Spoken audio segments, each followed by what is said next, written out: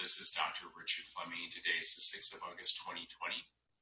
Today, we're going to begin talking about the treatment of COVID-19, what we do know and what we don't know.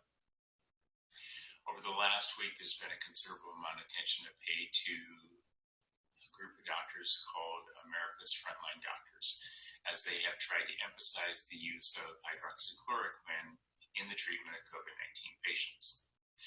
To understand who's telling you the truth and who's not telling you the truth, you need to have some real scientific information, and I'm going to provide some of that, at least in this next series of presentations here on YouTube. There are four fundamental things to look at when somebody is infected with COVID-19 or SARS-2.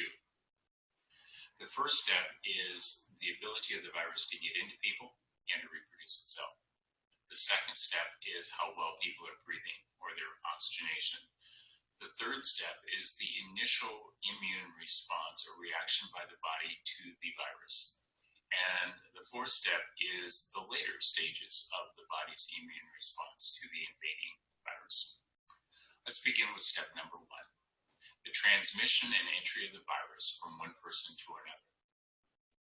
Asymptomatic carriers may or may not be a problem. But if they are, they've been a problem with every virus that we've encountered in the history of mankind. And there is no data, published or otherwise, I'm aware of, that shows that wearing masks actually has cut down on the number of people infected by asymptomatic carriers. In theory, it's something that they're talking about a lot, but in practice, when they talk about needing substantial scientific proof of something working, they've not demonstrated this. The mask may very well prevent you from spreading COVID-19 or SARS-2 to another person if you're coughing and sneezing. This is where I simply have to sigh and say, if you are coughing and sneezing, it's not an issue of you wearing a mask, it's an issue of you staying home and recovering, unless you feel like you need a doctor's attention. You're not somebody who should be going and standing in a McDonald's PCR drive-through line or fast food restaurant chain of your choice line getting testing. Getting a PCR nasal or oral swab to determine if you have COVID-19 is not going to help anybody except the people that are just interested in numbers. Because treatment for COVID-19 has to begin immediately if you want to be successful to reducing the infection. And this is where America's Frontline Doctors have something to tell you. The first drug that many people have heard about is hydroxychloroquine. You've heard it from the president, from the media, from everybody who wants to pretend to be a scientist and a physician weighing in on whether they think that hydroxychloroquine works.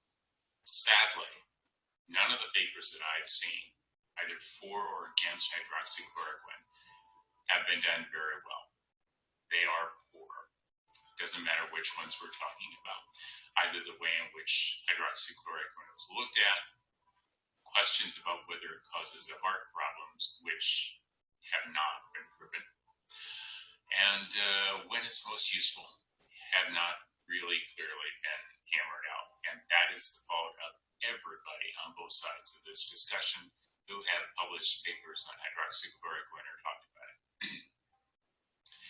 Hydroxychloroquine works early, and by that I mean within a matter of days of you getting infected. The data suggests that by starting it prophylactically to prevent the infection, or during the first 24 to 36 hours of being infected, this is the time when hydroxychloroquine appears to be helpful. How does it work? In a variety of ways. Hydroxychloroquine interferes with the attachment of the virus through sialic acid, SIALIC, acid receptor.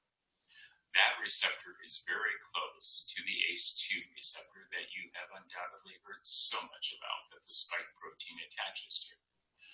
By interfering with this, there is a reduction of the ability of the virus to get inside the cells of your body, and that's the first thing it has to do. Once inside the cells of your body, the capsule surrounding the virus has to be removed. To be removed, it uses cytosols, which are a small organelle within the cells of your body. Hydroxychloroquine slightly increases the pH there inside the cytosols, and as a result, reduces the ability of the capsule to be removed from around the virus. Without the ability to remove that capsule, the virus can't get inside your cells to reproduce itself. Another thing that hydroxychloroquine does is it interferes with something called the Toll-7 receptor. This is a receptor inside cells that promote inflammation. So hydroxychloroquine decreases the inflammation by interacting with the Toll-7 receptor. And the fourth and final thing that we know that hydroxychloroquine does is it allows more zinc to come into the cell. It's a zinc ionophore. It doesn't take a lot of additional zinc to come into the cells, and people from the University of Oklahoma demonstrated some years ago that it was very effective on interfering with the reproduction of this virus within the cells of the body.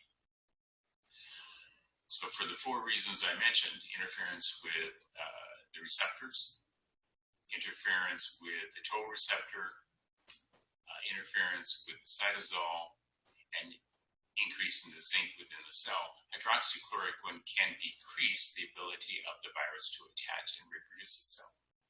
This is only going to work in the early stages of this infection, because once the virus has had sufficient time to build up in your cells and release significant quantities, usually within about 4 to 5 days, that process of that number of virus particles inside the body is going to overwhelm the ability of hydroxychloroquine to be successful.